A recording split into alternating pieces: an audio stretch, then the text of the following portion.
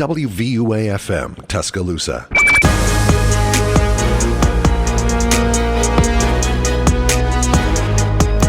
Hello, everybody.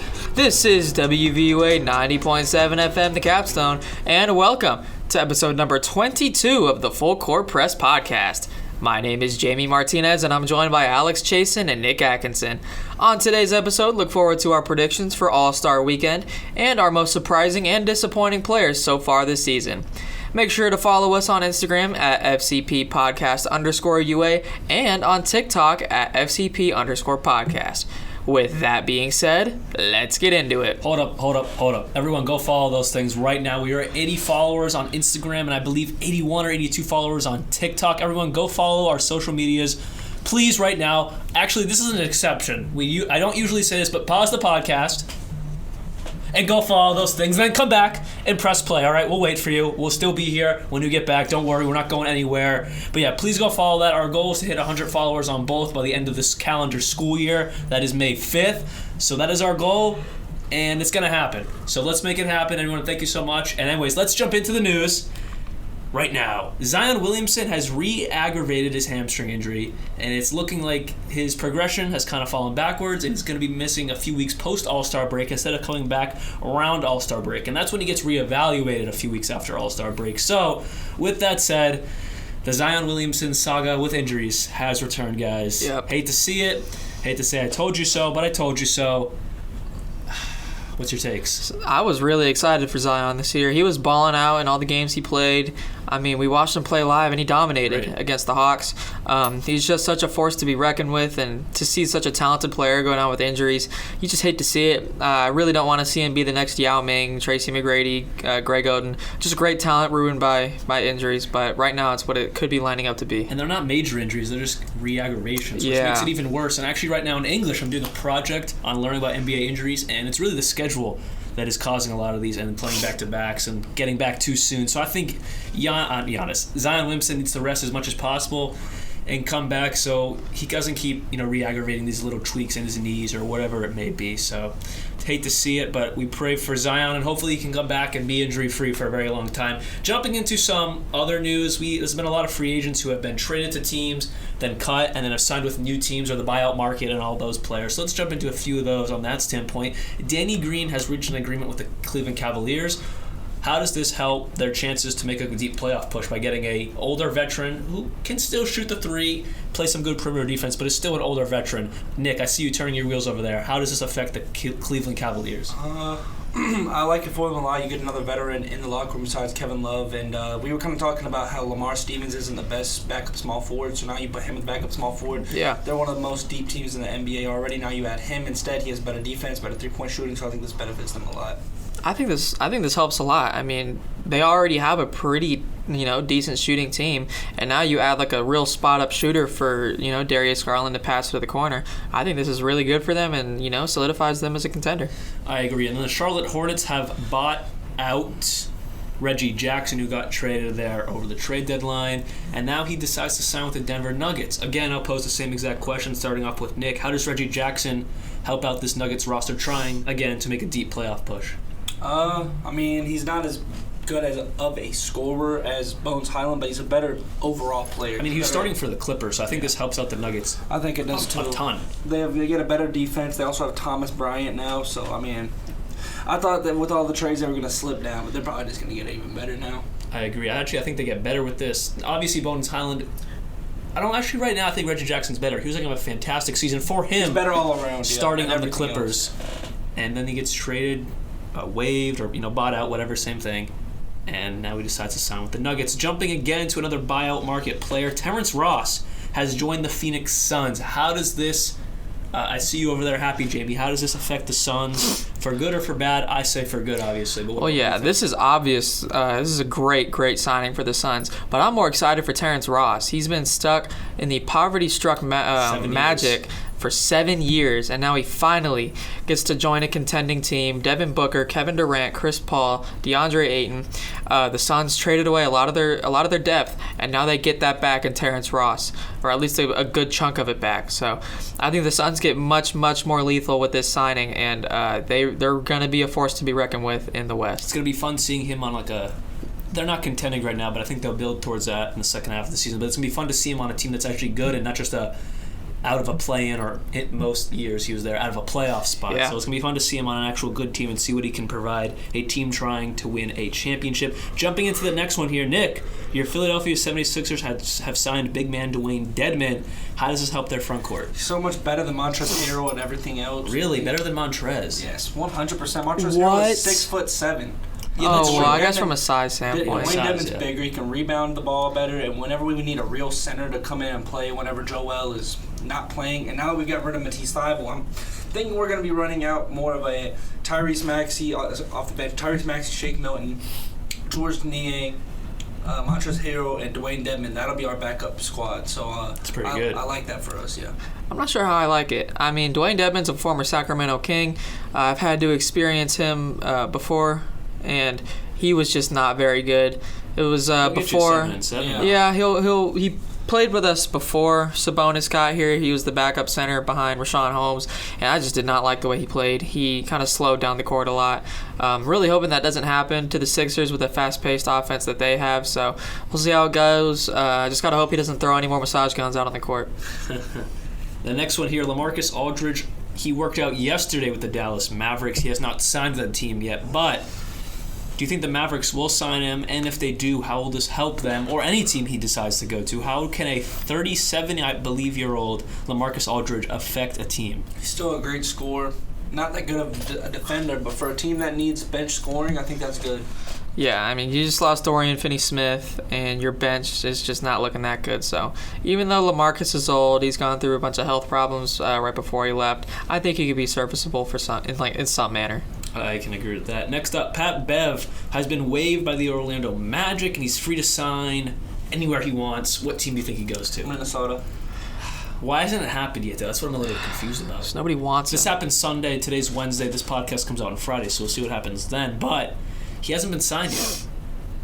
I don't know. It's just scoring-wise, he wasn't good. He had that one cool little putback dunk, and that's really about it. And scoring-wise, he's just not that good. He brings a lot of tenacity to teams, a lot of emotion, but I mean, I just don't think it's enough to get him a job anywhere. Somebody's really going to need some sort of bench help if they want him, because I just don't really see him signing anywhere except Minnesota if they want him back, because he brought a lot of attitude to that team, and it made him really fun to watch. I think someone like the Warriors you could keep an eye on, because they just traded for Gary Payton, and there was a whole debacle with that. We're not going to get into it because it's kind of confusing, but the trade almost didn't go through because Gary Payton's physical was messed up. Anyways, the trade went through. Obviously, that's why we're not talking about it not going through. But he's going to be out for a little bit because of his, I forget, something wearing his obliques or something messed up. That'd be a good perimeter defender to bring in for the Warriors, who can also run the point guard position. And, you know, he's kind of like a better DiVincenzo defensively. So I don't know. I think the Warriors could keep an eye on for him as well.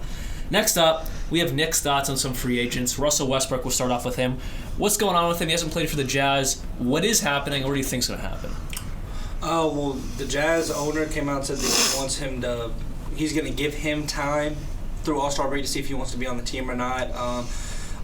Just about the whole entire Clippers organization has gone out and vouched for him to be on the team, so I think that's 100% certain. Do you think they're going to buy him out? Yes, I think so. And unless he decides he wants to stay, but I doubt he does. I'm sure he'll be in Los Angeles by the end of by the end of All-Star break. And then as far as John Wall goes, I don't think he's done in the NBA. Really? Wow. I think if Russell Westbrook can get a job, there's no way he can. That's true. Interesting. It's just he got traded to the Rockets. Obviously, we knew that wasn't going to last based off what it said. So then he gets bought out, released. Yeah, I mean, I can't really think of a team that could use his services. I mean, any contending team would probably take him, but how many minutes is he going to get a night? Not many. Yeah. If he can't get minutes or can't start and play meaningful minutes for the Clippers, how is he going to do it on any other team? I could see him getting signed by somebody like the Bucks, who have really bad depth. I'm not gonna say really bad, but there's a no backup shooting guard for him. spot. I know. No shooting. You have They can use Grayson better. Allen. You have a couple pieces Javon out there. Carter's their backup. Javon Carter. Who torched last night, but I he think can't he's do probably better than Wall right now. I know. You could probably run him at your backup too, though, and just have him be like a drive type guy. Pick out to Chris Middleton or something. But I just think, with the Bucks, a little bit lack of depth. You just lost Serge Ibaka. I think John Wall could be a nice little fit there if they can sign him for cheap.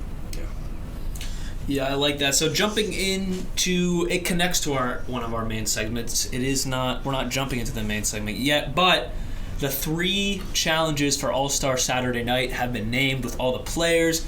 For the NBA Skills Challenge, this is all the obstacles and getting the ball into the hole and shooting and running down the court and all that.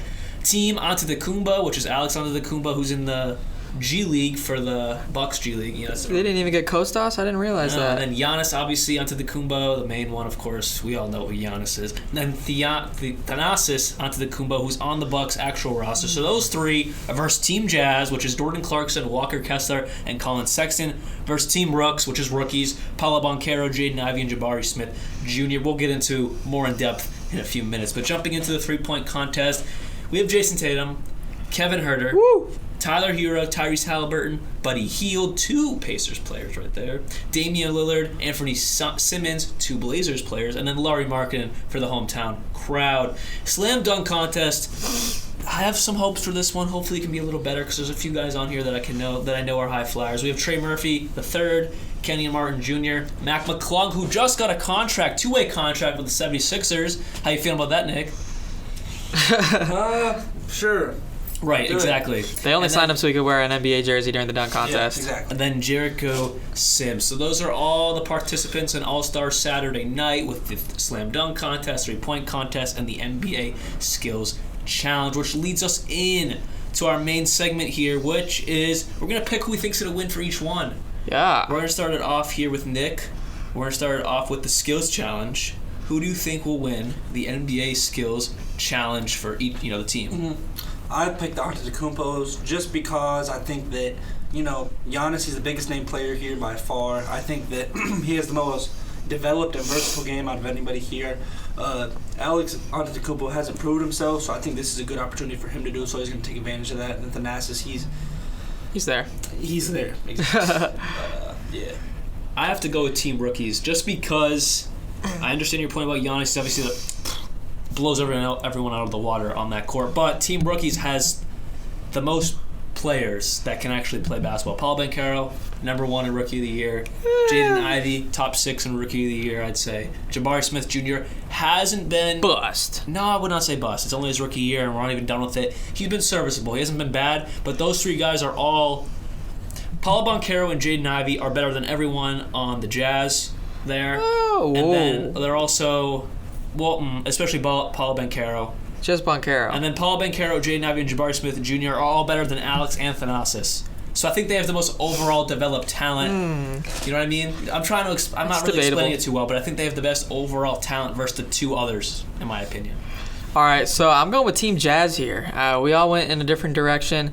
Jordan Clarkson is a proven scorer, proven player in the league, former 6th man of the year. This is the current 6th man of the year, actually. So I think he can go out there and shoot the rock for him. Walker Kessler, who is honestly better than 2 of the rookies on Team Rooks. He's going to go out there and play well. And then you have Colin Sexton, the young bull. He's going to go out there and kill it. He's there for speed. You know that little part where they have to weave around the objects with the dribbles? I think they'll have him for that because he's fast. And so I think the Jazz are built for the skills challenge specifically. They have all the pieces they need. So I think low-key, well, not overall they're the best because I think Giannis kind of just by himself solos all 3. But I like this team more than the Rooks, only because Ivy and Jabari have been a tad disappointing. Paolo Banchero's really, really good, don't get me wrong. But I just think overall with Clarkson, Kessler, and Sexton, they look really good. Yeah. Jumping into the 3-point contest, we have, I'll just rename the participants, Jason Tatum, Kevin Huerter, Tyler Hero, Tyrese Halliburton, Buddy Hield, Damian Lillard, Anthony Simmons, and Lauri Markkanen. Nick, who do you think is going to win the 3-point contest? I put Tyler Hero. I feel like he's the one that everybody's not going to pick. I think Tyrese Halliburton's a little, not crazy, but he's just very unsuspected too. I think he'll kind of have like a Paul George performance, like go 14 for 30, whatever it's called. But I think Hero's going to have the most consistent one. Tatum's also one to look out for. Damian Lillard, if I'm correct, has won one already, so I just don't think it's going to happen again. And has he? I'm pretty sure he has. I'll look that up real quick. And then as far as Anthony Simons, I know Buddy Hield, you know this as good as I do. He's more of a 4 for 10 type of guy than a 10 for 10 type of guy. He is now, yeah. I don't think that he'll do that. Lauri Markkanen, I find that a little... He's just there for the home crowd, I feel like. He's a shooter, though. Yeah, but he's not anywhere on these guys' levels, I don't think. Yeah. So yeah, I just picked Hero because I feel like, just from right there around that edge of the 3-point line, I feel like he's gonna kill. I gotta go with Damian Lillard because I remember hearing this back previously during the 3-point contest, just by the commentators and just people talking. There's a lot of nerves. You wouldn't think it. These are NBA superstars, not superstars, but there are some NBA superstars and there's some NBA stars and then just NBA regulars, as you could say. But there are a lot of nerves, and if it's your first time competing in this contest, I feel like you'd be nervous. There's no Steph Curry this year. There's no Klay Thompson.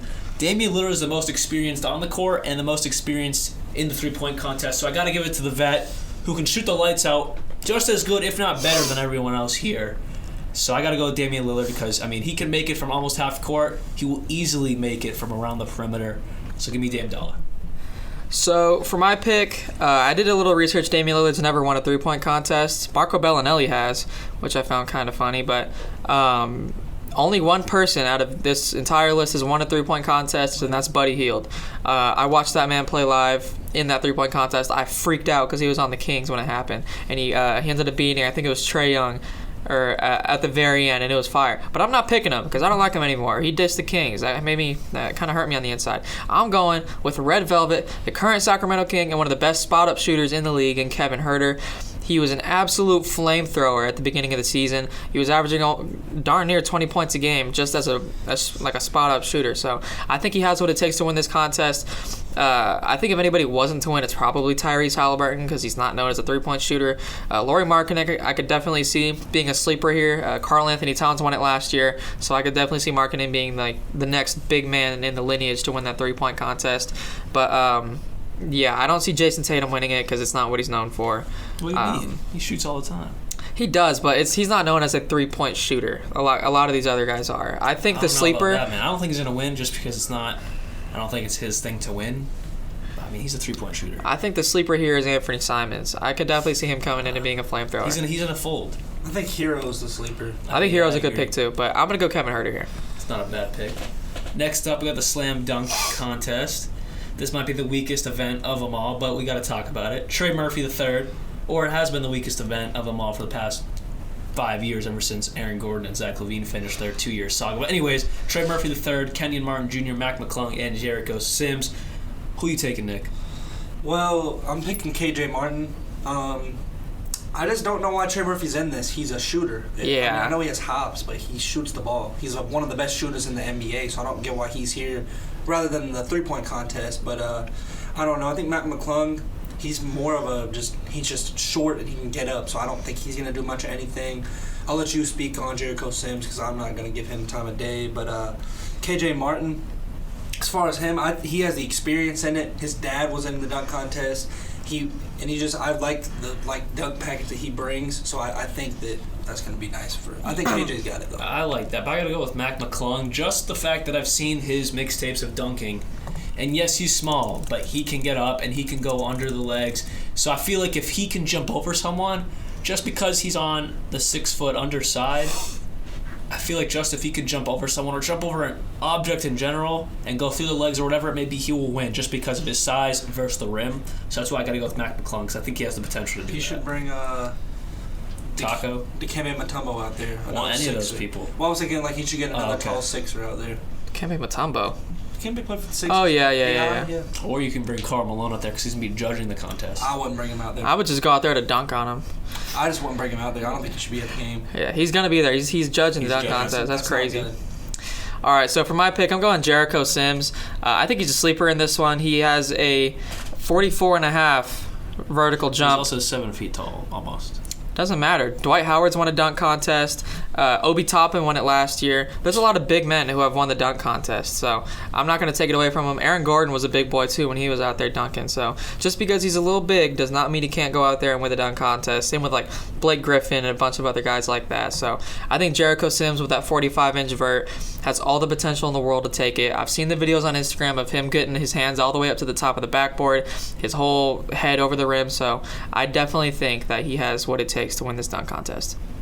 Alrighty, let's jump into our other main topic of today. Yeah, so we're getting into our 3 surprising and 3 disappointing. So I'll start us off with the surprising, and we're going right back to the name of Trey Murphy. like I said before, he's just a shooter. I'm really impressed with what he's been able to provide off the bench and, kind of for what he's been able to do while Zion's been out. I mean, he's averaging 13 points per game on about 49% from the field, 40% from three. Like I was saying, he's a great shooter. He was 3 of 8 last night. So, I mean, being that power forward spot, that's really nice for the Pelicans just to have out there with Zion when he plays. I think that's really good. He also is good at defense. He gets about a steal and a block and about a half of a block each night. So coming from 5.4 points per game to 13 points per game with way more improved field goal percentage from 39 to 49. I mean, he should be a candidate for most improved player, I think. My first most surprising player so far this season, halfway through the year, it's got to be Lauri Markkanen. No one saw this big jump coming out of Lauri. No one saw it. We thought last season when he went to Cleveland, it was a very odd year for him. We thought it was just going to be like another guy who's supposed to be really good, just fall off the map, decline, and never really turn into what everyone thought he was going to be. But Utah has been the best case scenario for Lauri. He went from averaging 15 points a game last year, 13.6 the year prior to that. Then his second year in the NBA, he had 18.7, which was his peak. He had those 3 years where it was just odd. Like, what's going on with Lauri? What's going on in Chicago? Then gets sent to Cleveland in a weird trade, and it just wasn't a good fit there. Gets sent to Utah. He has turned into a first-time All-Star, averaging 25 points a game, 8 rebounds, 2 assists on 51% from the field and 41% from three. He has completely revamped his career. Again, turning into an all-star, he has to be one of the most surprising players, and I'm excited to see where his career goes from here. All right, so for my first surprising player, I have NBA meme legend Bol. He's having a career year out in Orlando. His rookie year, he averaged 5 a game, and ever since then, he kind of fell off, only averaging 2 points over the next 2 years. But this year, he's finally found a spot in Orlando, and I think he's here to stay. He's averaging 10 points, along with 6 rebounds and over a block. He's shooting 33% from 3, which for a big man is not bad whatsoever. But at the same time, he's shooting 58% from the field. So his 2-point percentage is 65%. So he's extremely, extremely efficient. And I feel like if you gave him starting minutes, he could be up there averaging maybe 16, 17 a game. And he's definitely, well, he probably isn't, but I think he should be a most improved candidate, going from just 2 points a game all the way up to 10 and one of the best bench players out there in the league. So I got to give Bol a big shout out for what he's done. I got to give a question real quick. Do you think he will stay on the Magic for a few years, or do you think he's going to try to move on and try to get a bigger role on another team? I think he should stay on the Magic, only because I feel like their future is so good. They have a lot of height that they can build around, and I think he should be a quintessential part in being probably the leader off of the bench for the Magic in the future. I just couldn't see him maybe wanting a bigger role if he continues to progress, but I would hope, if you want to win, I think it's his best case right now, building that young core. But definitely. We'll see. Yeah. So next up, I have my personal pick for the MIP, Jalen Brunson. I think that for whatever reason, he's not even in like the top 10. It's crazy. Most improved player, going from 16 to 24 and being the only reason the Knicks are really what they are. I think it's kind of insane that he's not in it. He goes from 16 points per game last season with only 5 assists a game and kind of not bad, but like mediocre 3-point shooting to where now he's averaging 24, 42% from 3, 6 assists. And, he's doing that while being the leader of the team. When he doesn't play, they're not looking that good. He's also a very consistent player. Like Andre Miller, he just really hasn't missed a game. Like, he's an Iron Man type of guy. So, I think that him especially, I think that he's probably one of my most surprising players. But, yeah. My second most surprising player of this season's got to be the 33-year-old. Yes, someone who's 33-year-old is really surprising me. That's Bojan Bogdanovic of the Detroit Pistons. At 33 years old, he's having a career season, averaging almost 22 points a game, 3 rebounds, and 3 assists. Granted, yes, this is on the Detroit Pistons, but they have so many young players that they would play over him, but he's proven that he is a very good NBA player, so he's their starting small forward / power forward on this Pistons roster. Most thought, including me, that Detroit was going to be the place where they just eat this big contract the last year of this $19.5 million contract, but no, he's having, like I said, his career year, best year of his entire career, which earned him a 2-year, almost $40 million extension with the Detroit Pistons, and this team's going to grow as a young core, and they're going to have this vet who is playing on an lower all-star level. He won't be an all-star just because of he's just not on the best team, and there's guys that play better than him. But he's playing a low-level all-star season, and it's great to see this out of someone who's really just been a good role player to really be a number 1, number 2 option on a bad team, but they're looking to improve, and next season they can be really, really good. So for my next surprising player, I'd like to preface that sophomore slumps are a real thing in any sport, really. I want to give an example in Davion Mitchell of the Sacramento Kings. Went from having a fantastic rookie season to being one of the worst offensive players I've ever watched. However, the same cannot be said for Franz Wagner of the Orlando Magic. He has taken a massive step forward in leading the Magic to being probably the best team in the league and beating good teams. Like they I know firsthand. Yes, they beat up on the Sixers. They beat up on the Celtics. They even beat the Kings once. So yeah, they beat you guys not too long ago, about a week or two ago. So about a week ago. Yeah. So Franz Wagner, his rookie year, averaged a pretty quiet 15 points per game, along with 2 assists, 2 rebounds. Nothing special. But now he's taken a massive step forward, averaging 19 points a game, 4 rebounds, 3 assists, along with a block. So Franz Wagner, although the Magic aren't good, has been a very pleasant surprise to see. He, I think, has very, not superstar, but I think he has star potential in the NBA. Sophomore season, out averaging 19 points a game. I think he could be a very important piece of that Magic rebuild. He's going to be there for a long time, or at least he should be. And if he isn't, he's going to get a big bag somewhere else. So Franz Wagner, shout out my man. I really hope we would have drafted you over Davion Mitchell. Well, Sacramento. Didn't. Yeah, we didn't. But next up, I have Jeremy Grant. Going into this season, I thought, what kind of trade is this for the Trailblazers? I agree. I just didn't understand it. But he's what I wish he would have been when he played with Russell Westbrook. 21 points per game this year. He gets. Obviously everybody knows what he does on defense. And then he improves his shooting to 41%. Man, if he would have been doing that in 2019 with OKC, I don't know what would have happened. But, I'm really happy to see him doing that. And he almost had some all-star acknowledgement this season. Obviously, he's not doing that as much now, but, he's still one of the best role players, if not the best role player in the NBA. And crazy enough, his uncle is Horace Grant. Is that what you were looking at? That's your boy. Yeah, that's what we're freaking out over. Horace Grant's brother, Harvey Grant, he played for the Bullets. They're twin brothers, so I didn't even know that they were related. That's crazy. Yeah. Do you think Grant's going to get a bag somewhere else this summer, or do you think the Blazers are going to try to sign? He'll get a bag somewhere else. If I'm him, I'm not signing back there. He's too good to play on. And they can't really afford him if he wants too much money because they got a lot of money tied up with Dame, future Nurkic, Sacramento King. If I'm him, and Simon's going to have to pay. You are on that big 4-year contract, $20 million each year anyways. I don't see why you don't just go and sign like a $5-6 million contract on a Grant's team not going to do that. But if I'm him, that's what I'm doing. That's the only thing he needs is a ring. Just sign up like a. He's playing so well. He's probably gonna get a big contract. He could probably get like 28 a year because it's inflated the salary cap, and he's playing the best of his career. If I'm him, I'm probably looking at the Grizzlies. That's where I try to sign him. They could give him a bag. They could give him like $60 million a year. Yeah. They could give him around what he's Jeremy Grant. I'd love him in Sacramento. Get rid of Harrison Barnes. You could give him a bag. Too. Yeah. You have money to give him a bag. Yep. That'd be nice. Get rid of Harrison Barnes, sign Jeremy Grant, get some youth and way more scoring to make already one of the best offenses in the league even better. So. In 2K, he signs with the Kings a lot in this coming out season. Go. So maybe they're predicting the future. But yeah, I like the Kings a lot because they can give him the money he deserves. Pretty close at least. Because they have a lot of salary cap room there. Definitely. Jumping into my third surprising player this season, it's got to be Kyle Kuzma. His freshman and sophomore year in the NBA, he played above standards. People were saying he's better than Jason Tatum, especially his rookie year.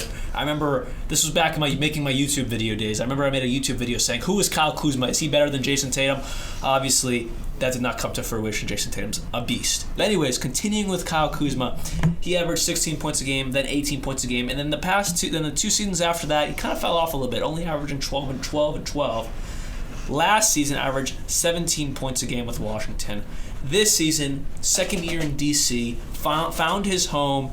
He is averaging nearly 22 points a game, 4 rebounds, and 3 assists. No one saw this coming from Kyle Kuzma. We all thought that he would stick around the 17, 18 point per game mark that he has been his whole career. But no, he has transformed to a low-level all-star with Beal and Kristaps Porzingis, creating a low-level big three in DC. I love Very to low see level. it. Very low level, The lowest of the I don't know, lows. because Beal's a fringe all-star, Kristaps Porzingis is a fringe all-star, and now Kyle Kuzma is a fringe all-star. If they can just... Beal's going to do his thing, but if the other two can step up a little bit... And they still suck. They will... still would be terrible, I think. Unless they just need a point guard. And I know somebody they can call, but, like, I don't know. No, Russ would be really good for them. They do need a point guard. Monte Morris is not it. He's a great backup six-man, but he's not a starting point guard. No, he's in the not a NBA. starter. I think they could look at bringing Spencer Dinwiddie back this offseason. He's going to be a free agent. That'll be his second stint there in DC, I believe. I don't know. They need a true point guard. Spencer Dinwiddie's not the... Yeah, he Really? traded for... he signed there. He did. He signed there last year, and then halfway through the year, he got traded to the Mavericks. That's why I don't remember. He only played there half a year. Yeah, they signed him because when they traded Russ, they were like, okay, so now we're going to have Kuzma, Dinwiddie, and Beal. I think they could even have someone like Spencer Dinwiddie, and they could sneak into like that 7th, 8th seed. Obviously, they won't be crazy, but going back to Kyle Kuzma, he's been very surprising this season. I didn't expect him to take the jump to close to all-star level. I thought he'd stay around a good role player level, but no, he's taking the jump. Only 27 years old. I'm excited to see what he does, getting into his prime. All right, so for my last surprising player, I have the greatest Boston Celtic of all time, in Devin Vassell. We drafted him. Yeah, I know. And then we traded him. Yeah, now he's on the Spurs because they let him go. We let him go. We traded him. We didn't need him. Yeah, but he wouldn't have turned into what he's. I was talking about. Sorry to interrupt. I was talking about this with Tommy yesterday, our friend. There's certain guys like Desmond Bane. The Celtics also drafted him as well. If we kept him, he wouldn't have turned into what he is now. He'd probably be averaging 8 points a game right now, but now he's averaging almost 24 points a game. So go. I think Desmond Bane could be starting for y'all right now. Yeah. I think y'all could have Jaylen Brown run that small ball lineup. I think y'all could do Bane that. at the 2. But you know what the point I'm trying to make is that there's a lot of guys. Imagine all the guys that we don't know how good they'll be because they're just behind other good guys, and that goes back to Vassell. So going back to the greatest Celtic that never was, Devin Vassell, and the San Antonio Spurs, he gets absolutely zero recognition for what he does. The Spurs are trash. Him and Johnson. Amongst the worst of the worst in the NBA. I feel like we all thought Keldon Johnson was going to be that one piece that the Spurs had. There was a little hope for Devin Vassell, but I feel like a lot of us assumed that it was just going to be Keldon Johnson's team, and that's about it. But Devin Vassell stepped up. Right now he's averaging 20 points a game. 20 points a game along with 4 rebounds, 3.5 assists. He's playing fantastic defense, and he does just about everything for that Spurs team. He carries them night after night after night, and they still lose. I feel like if he was on a contending team, he would just be a monster. But I feel like if you do keep him in San Antonio and you build around him, maybe you get a little Victor Wembanyama. Keldon Johnson, and Devin Vassell. That ain't a bad big three to start building around. Him and Keldon Johnson average around together 40 points per game. Yeah. That's about all they score. So it's just them two carrying right now. It's legit just them two. Wembanyama would be really nice. So yeah, I already know Greg Popovich has his eyes on him. The Spurs love drafting international players, Tim Duncan, Manu, Tony Parker. So it's going to be a whole lot of fun seeing, assuming Wembanyama goes to the Spurs. But Devin Vassell is a guy you could build around for a very, very long time. One of the most surprising players in the league and one of my personal favorites. I just wanted to ask y'all, besides Jalen Brunson and Laurie, who are on y'all's list? Who is somebody y'all could see making the All-Star game? Like next year? Yeah. I can honestly see either of Franz Wagner or Devin Vassell taking that step. I think if the Spurs got a little better, Vassell can be that guy. Well, that just leaves me between Bojan and Kyle Kuzma. Definitely not Bojan because he's already 33. His time has come and gone. Even if he continues this next season, no one's going to pick Bojan Bogdanovic. So I'm going to have to go with Kyle Kuzma because that's my only option left. Yeah. And I could see it happening. He's only 27. He might progress a little bit more in the next 3 years before he hits his 30s. So I can see it happening for Kyle. Yeah. Okay, well, let's get into disappointing. I'll start off with Zach LaVine. This season as a whole has been very disappointing for the Bulls. They just kind of haven't been what everybody thought they were going to be. And for a star that they thought was kind of going to be like the next Jimmy Butler or Derrick Rose of the team to just carry them, he hasn't been that. His percentages have gone down. He's very inconsistent playing in games. He'll have one game having 30 points, the next game he'll have 10, and they lose a lot of games too. Currently, they sit at the... I think the I think 10. 10 or 9. And that's just for a team that they're the 11th. 11. Yeah. So, I mean, for that to have kind of a... I mean, I can see argument for them having 3 All-Stars, maybe not Vucevic anymore, but, they have 2 All-Stars. DeRozan is an All-Star, so they should have no excuse for not being a top 6, top 7 seed in the Eastern Conference. And he's just kind of not being that, especially recently. Like I said, he had one game having 20, the next game he has 38, the next game after that he has 23, so he just... it just goes up and down, and he doesn't do much of anything else except for score. So he's just been very disappointing from last year especially. He had an amazing season last year and the year before, averaging 24 and 27. So I can agree with that one. Next up, for my first disappointing player, I got to go with John Collins.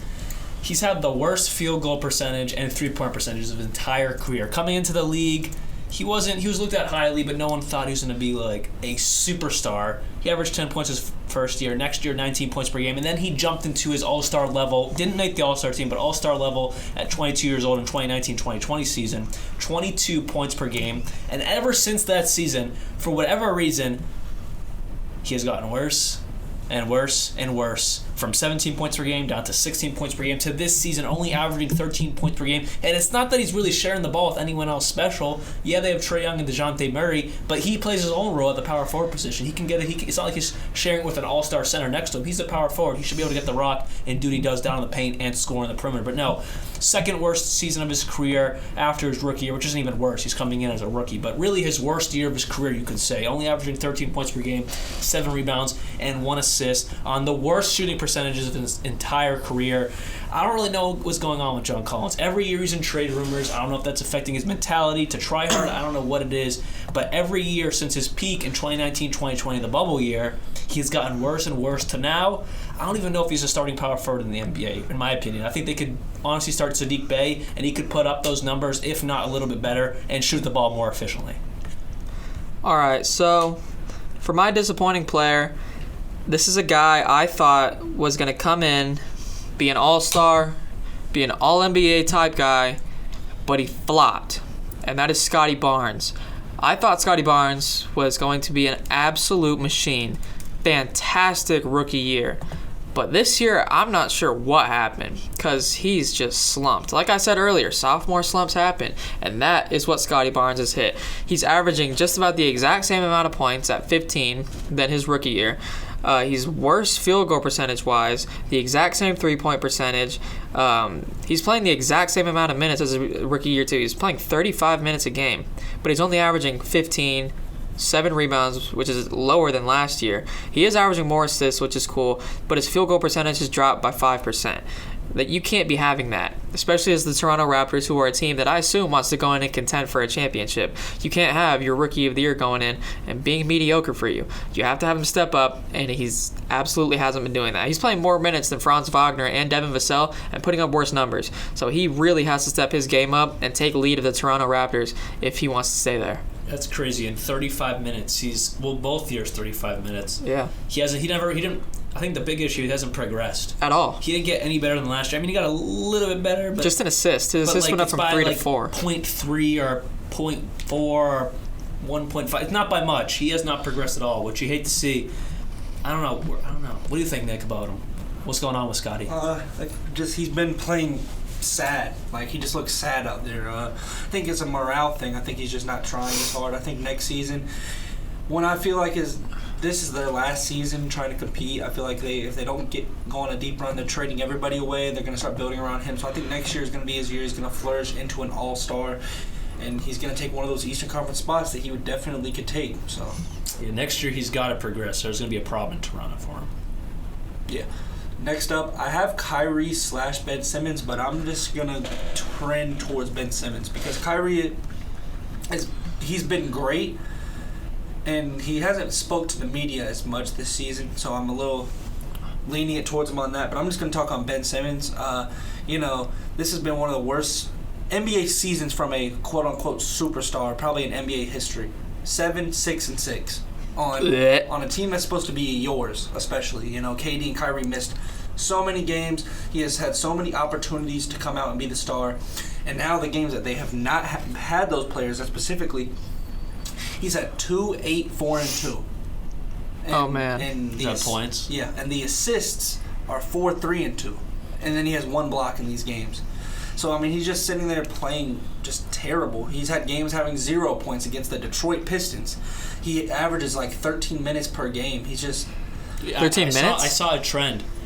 Ever since, I forget if it was the beginning of the season or the past 3 seasons. I'm leaning towards it was from the beginning of the season. I know it is now I'm thinking about it. He averaged 25 points, 25 minutes per game, down to 20, down to what now? 13. Yeah, 13. So ever since the beginning of the season, his minutes have trended down and down to now 13 minutes per game. For someone that is a former superstar or should be a superstar, now is a barely getting minutes guy. What's next? He's out of the league? Yeah, I think so. I think if he can't prove that he can be a basketball player, that he just needs to go play in Australia or something, because it's not good. I mean, maybe he can go and be a power forward. I think that he needs to give up this little point guard fantasy that he has in his head. He needs to go and try and be a big man. He's 6'10" and 240 pounds. He needs to go and play power forward and play defense. Like, that's one thing I will say about him. He's good at passing the ball, but he just needs to give up on it and focus on defense so he can actually make a career out of himself before he ends up flopping out of the league, because the Nets are not worried about him being their future point guard.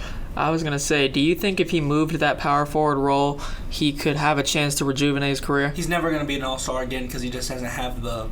Well, because even at his all-star levels, he was only averaging 17 points per game? Yeah. But it was a double. It was almost a triple-double. 17, 9, and 8.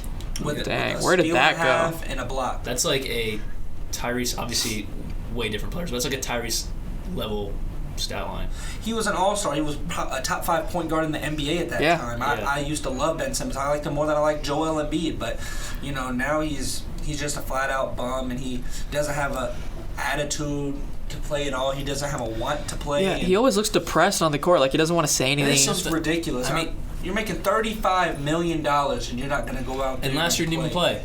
Last year he didn't play due to back issues and then mental issues, or it was mental issues then back issues. And when he was healthy, he didn't want to go out and play either. Yeah. So I don't know. I think there's a lot more to it that we don't know than just basketball, because obviously he was out last year due to a lot of mental issues. So I don't know what it is, but... And you can't even say he's a bust, because those 4 years were 2 all-star appearances. Almost averaging a triple-double. And if he were to keep that up, he'd be one of the best point guards in the NBA still. If he just were to develop some sort of three-pointer, I feel like he'd be great, but he just doesn't have the confidence anymore. Yeah, I don't think he has the drive to really get better anymore. I think that's where it's at. I agree. And a lot of people, I think, maybe have figured him out a little bit too, because he didn't play all last year, so it's the same player from the year prior, but now he's worse, less confident, battling some demons maybe in his head. So I think people have figured him out, and I don't think he has the drive anymore to succeed. And he doesn't shoot that mid-range shot anymore or do any of that type of stuff he was doing. He doesn't dunk the ball anymore. I was looking at some, not preseason, summer league videos of him back in, 2016, 2017, and he was shooting mid-rangers, and he was splashing them. No threes, that's kind of always been the deficit in his game, but he was splashing the mid-ranges, step backs, turnaround jumpers. He was doing it all. And he did it, for 4 years, and now it's all gone. He misses layups now. That's where we're at with Ben Simmons. He shanks layups. But jumping into my second most disappointing player this season, it's got to be Emmanuel Quickley of the New York Knicks. I thought this year he would take the jump in points per game and production on the court. His minutes went up from 23 to 27, but it hasn't really translated into too much. I understand he's fighting for minutes with guards like RJ, Quentin Grimes, and now Hart. I almost said Kevin Hart. I don't know, what's his effort? Why am I blanking on his name? Who? Hart. Josh Hart. I couldn't think of his name. I was thinking so hard on Kevin Hart. Josh Hart, he's fighting minutes with those 3 guards. But I thought he'd at least jump up to around 17, 19 points per game. As a good 6-man off the bench. I didn't expect him to be a starter. I didn't expect Jalen Brunson to be so good, so I was thinking maybe he could jump to that point guard position if Jalen Brunson didn't turn out as good. But no, Jalen Brunson has transitioned himself into an all-star. But I at least thought Quickly could turn into a good 6-man, kind of off the bench, turn into a Jordan Clarkson or Lou Williams type of role. But no, he's averaging 12 points per game, 4 rebounds, and 3 assists, which isn't bad. But that's not much better than his first 2 years in the NBA, where he averaged 11 and 11 to now only 12. This is his junior season. He hasn't taken the jump that I thought he was going to. even his rookie year, no one thought he was going to be as good as he was. He had like the different spurts of 20 points per game, 20-point games, 30-point games. But no, he averaged 11, now 12. He did take the jump. I don't really think he ever will at this point. Now that Jalen Brunson has turned into what he is, unless he goes somewhere else, I don't really see him turning into what I think he could be. All right, so my next disappointing player is one that I feel strongly of, and that is Jabari Smith Jr.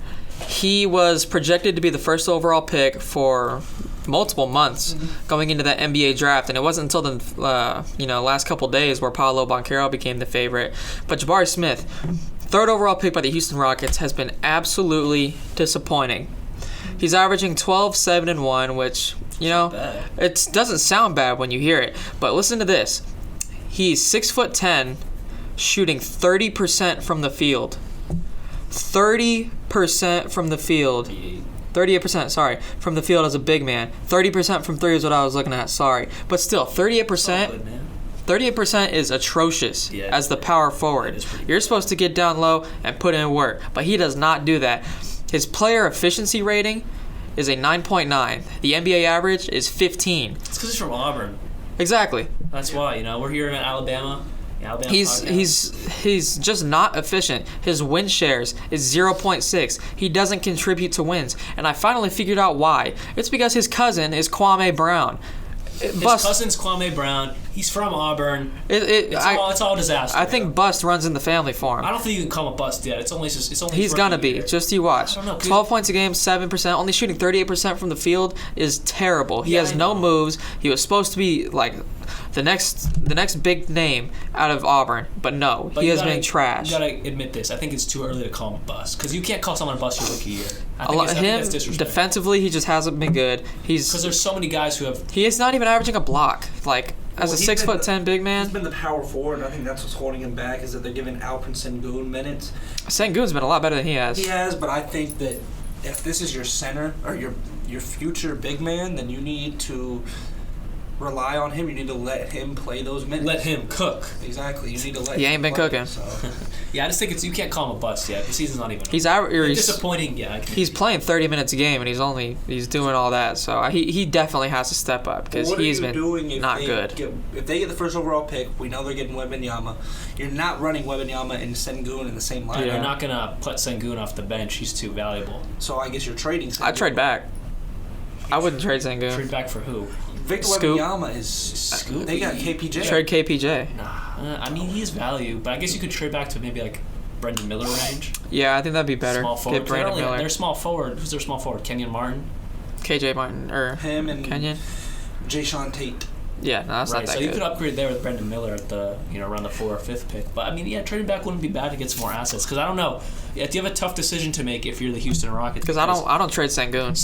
Well, if you get Victor, he's been way too good. Yeah, but if you get Wembanyama's is an all-star. He's a role player. Sengun? No, I think Sengun's more than a role player. Turning into a low level. He's the Rockets' best player right now. I don't know. I think he's just kind of a guy on a bad team.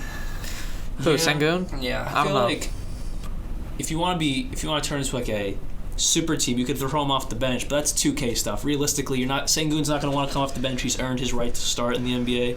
Exactly. So I think you either trade him or you trade back and be like, oh, we don't need Wembanyama. But who's not going to take Wembanyama? Yeah. You're going to take Wembanyama. Yeah. If you have the first pick, you're going to take Wembanyama. Well, at the same time, if you have that first pick, you know how much in return you can get for that? You know how much teams are going to be willing to trade for Wembanyama? So I think if you're Houston, you're in a weird spot if you get that first pick and only if you get that first pick. You could really only have good things. Yeah. If Wembanyama turns into what you think he's going to turn into. So yeah, but nonetheless, Jabari Smith has been extremely disappointing this season. So we'll see how he turns out later on. Yeah. Next up is CJ McCollum. It's kind of a weird one, I feel like, but his points went way down. He's playing more minutes as well. His efficiency is horrible compared to a guy that's usually a spectacular shooter, and he's just not a playmaker. And I just think that him being in this point guard role is kind of diminishing what he's supposed to be. He's averaging 21 points per game.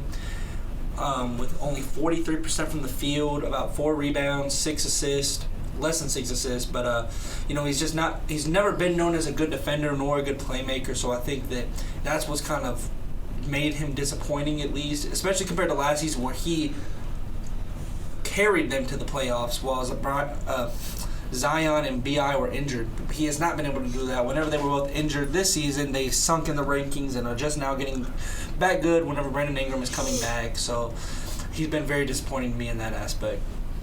What do you think his future is? Shooting guard. They just need a point guard. No, I know position-wise, but what do you think it is with this team or another? Like, do you I think say keep him. Yeah. He'd be very good to keep, and then if you can get a good point guard, I think that'd be the move for them. You know a point guard, right? Yeah, I mean, but if that's Nick knows a point guard. They didn't show any interest in him, so I just don't think that they're Russell Westbrook. If this is your first time listening, it's Russell Westbrook. But if you're a regular on the podcast, we won't even name him. When I say Nick has a guy, it's Russell Westbrook.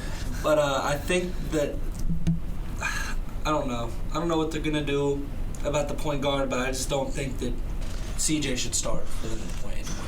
I think CJ's got to get out of there. No, because Not get out of there. Key piece to it. But he just doesn't fit at that point guard role. I feel like you just have to find a new spot for him. Is what I meant to say. Even bringing in like Amonte Morris would help a lot. Not to start. I'm not saying start him, but just for playmaking. Well, you already have Jose, yeah, and he's great off the bench, playmaking and defense. I think they just need a starting level point guard. Like Nick knows a guy. He won't start. John Wall? No. They ain't bringing in John Wall. He wouldn't be good for them. He can't shoot. For what he's done this season, his playmaking is just like not what it used to be. Well, there's no one in the buyout market right now, but just thinking about the offseason, who could they possibly... I don't know who's a free agent, but maybe you can make a trade for like a Colin Sexton. If you could get the Jazz like don't want him. Then that'd be or like nice, but... Even someone like... I know you guys don't think he starts, but he's not a playmaker. I was going to say Jordan Clarkson, but he's not a playmaker. Yeah. He's just kind of be like a CJ. It's just CJ again. Where he'll just score. Yeah. Exactly. If Mike Conley doesn't work, I was thinking Mike. Yeah. Yeah, Mike Conley would be good. He's old. Well, I think it's expired. No, it's not expiring. It's got 2 years left. I guess if that doesn't work out, I mean, CJ could definitely work better in Minnesota because Anthony Edwards is a great playmaker. So he doesn't pass the ball a lot, but. I don't know. It's a weird spot for the Pelicans. I don't know what to do. They just need a point guard. My third and final disappointing player so far this season's got to go to Patrick Williams of the Chicago Bulls. His junior season, yes, it really is his sophomore season because last year I believe he tore his ACL and only played 17 games and then tore his ACL. But even in those 17 games last season, he actually was worse than his rookie year. But now jumping into his junior season / kind of half sophomore season, he is not mini Kawhi Leonard that he was getting compared to coming out of the draft out of Florida State back in the 2020 draft. Yeah, no, he is not mini Kawhi. Yes, his defense is, it's good. It's it's definitely good, but it's nowhere near what we all thought it was going to be. And then we're like, oh, the offense is going to come like Kawhi's did in his career. Kawhi started off kind of just not great, role player off the bench, and then his defense came. Well, his defense was always there, but his offense came with his defense, and he turned into the Claw, one of the best players in NBA history, top 75 player in that 75 anniversary team. But no, I don't see Patrick Williams turning into that. So I don't know. He's only averaging 10 points per game this year, which is 1 point per game better than the past 2 years. 4 rebounds, 2 assists. He's averaging not even 1 steal a game, not even a block a game. When coming into the NBA, he was drafted 4th overall because people saw mini Kawhi where the defense was there. The offense wasn't quite there yet, but you were taking a guy who everyone thought the offense was going to come because they saw flashes of it in college, but no, the offense has not come, and the defense never really showed up. So Patrick Williams, I think if you can call anyone a bust out of anyone today, it's Patrick Williams. It's his junior season / sophomore. I'd give him 1 more year to really solidify the bust, but he is not a starting level power forward. He starts for the Bulls. He was the 4th overall pick. I forget exactly who was in that draft, but you could have probably picked someone better than Patrick Williams. That was the LaMelo Ball and Anthony Edwards. So I forget who was after Patrick Williams, but you could probably done better with sure there was somebody. Halliburton. Yeah, but then again, Franz Wagner. Franz Wagner, that wouldn't be bad for them. But there's other guys out there who would have been a better option. Again, everyone thought that he was going to translate well. His defense was there. Offense was going to come later, but no, neither of them are here in the NBA. Hate to see it, but he has just not worked out, and he's definitely disappointing this year.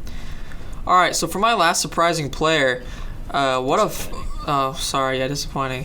What a fall from grace it's been for Chris Paul. He, at one point, at a lot of points, was one of the best in the league, if not the best, especially back in Houston. He's been consistently good throughout his entire career. Last year he was fantastic, but this year he's just fallen off. Right now he's averaging 13 a game, which is up from what it was earlier. Earlier this season he was averaging 9 a game. So he is looking a little better, but it doesn't make it any different. He's down in assists, down in steals. His field goal percentage dropped drastically from 49% to 43%. His three-point rating did go up, but from a 2-point field goal percentage, he dropped from 56% to 46%. So efficiency-wise, he's just not looking all that great. Yes, he's still going to start. He's still part of a fantastic team alongside Devin Booker and Kevin Durant now. 19 assists last night, too. One good game does not change what that entire season has been. Adam Morrison scored 30 points in a game one time. Doesn't mean he wasn't a bust. So Chris Paul has just been pretty disappointing this year. This is not the Chris Paul we're used to seeing. Hopefully with Kevin Durant back in the lineup, he can start to get those numbers back up to what he used to be. But as of right now, he's been aging, I guess we'll say. Out of all of our disappointings, Nick posed a similar type of question with the surprises. Out of all the disappointments, though, who do you think has the potential to kind of turn around and make their career what we thought it was going to be? Out of my people, this is Zach LaVine. I think in no situation he could be on a contender and maybe get a title. Because he's already been the player that we thought he was going to be, if not more than we thought he was going to be. So I think he can honestly go back to that too. How about you, Jamie? I think it would be Scotty Barnes. He had a fantastic rookie year. I think this year could just be a sophomore slump. He could definitely take the reins back of the Toronto Raptors. Just be that number one guy he was supposed to be. He hasn't been it this year, but it doesn't mean it can't happen. So I got Scotty Barnes. I got to go with John Collins over Quickly and Williams just because of the fact that he's been there. He averaged 21 points per game back in the 2019-20 season. Granted, he played 41 games, but 41 games is half a season.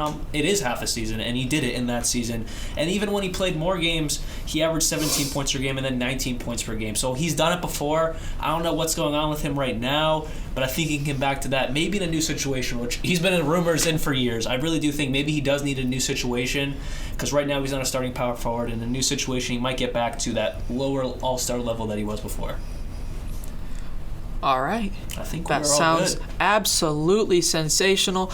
So, from all the boys at the FCP, we would like to say a huge thank you all for tuning in to WVUA 90.7 FM and the Full Court Press podcast. We're going to be back Monday with our current starting small forward tier list. Make sure to follow us on Instagram at FCP_podcast_UA and on TikTok at FCP_podcast. This is Jamie, Alex, and Nick signing out. Peace. See you guys. Go follow us on Instagram. We love you. TikTok too.